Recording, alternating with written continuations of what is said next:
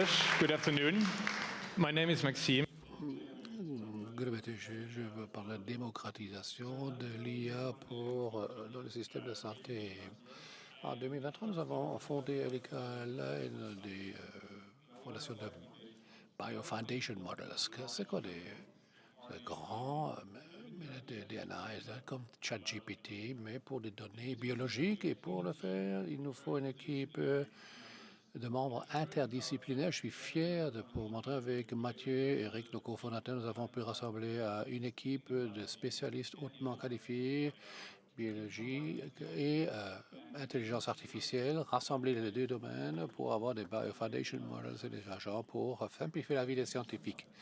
Pour le contexte, je ne sais pas combien de vous connaissez la loi de Moore qui dit que on va doubler la capacité de calcul grâce aux transistors dans les puces de tous les deux ans. Donc, calculer et les données, c'est deux éléments de base. À gauche, vous voyez que le prix de l'ADN, donc des séquences de génome, si vous l'avez, ça a coûté 10 millions à 1 million de dollars en 2007. Aujourd'hui, nous sommes à 200 dollars. Quel en est le résultat? Il y a des données abondantes et très diverses et c'est un élément clé pour commencer une révolution pour les grands modèles de calcul basés sur ces bases de données.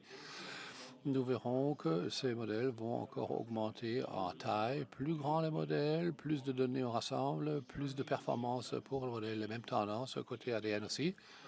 Donc c'est la ligne couleur mauve à droite. Nous croyons que ces modèles deviendront de plus en plus puissants pour déterminer des spécificités dans les séquences ADN individuelles pour construire la cellule virtuelle, comme nous l'appelons, dans un monde parfait.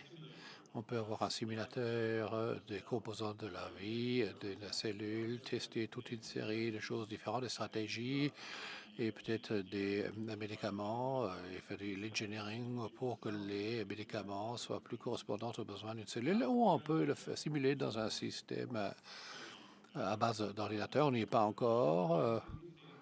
Mais nous croyons qu'avec ces modèles basés sur l'IA, on peut se rapprocher progressivement de cette réalité et faire des expériences sur ordinateur in silico pour avoir des accélérations de processus de développement.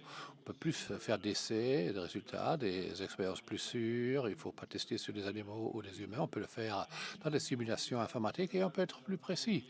On ne va pas seulement faire la lecture de toute une population de séquences, mais on peut aller jusqu'au détail individuel d'un génome ADN et cibler un médicament pour un individu.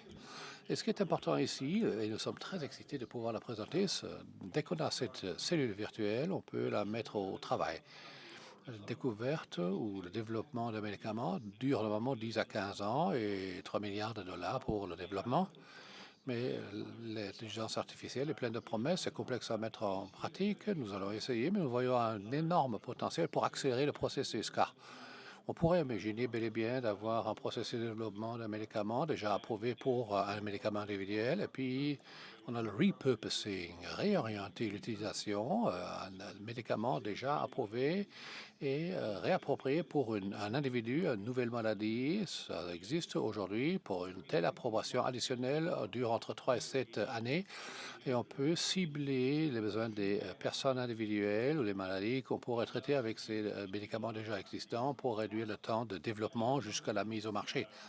Et il y a toute une série d'exemples que j'ai à votre disposition. Je suis très excité de pouvoir le présenter. Venez me voir. Alors, d'un autre côté, j'ai un exemple où je crois que cela pourra avoir un impact majeur.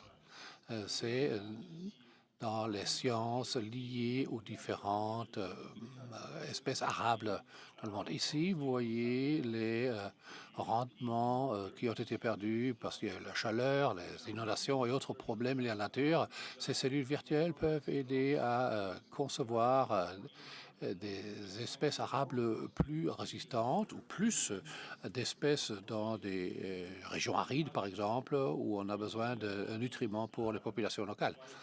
Je crois que ces modèles Biofoundation pourront avoir un impact majeur dans l'application avec lesquelles nous essayons d'ouvrir ces possibilités aux scientifiques pour intégrer ces processus pour ne plus craindre la disparité entre la technologie de santé et l'intelligence artificielle. Je suis content de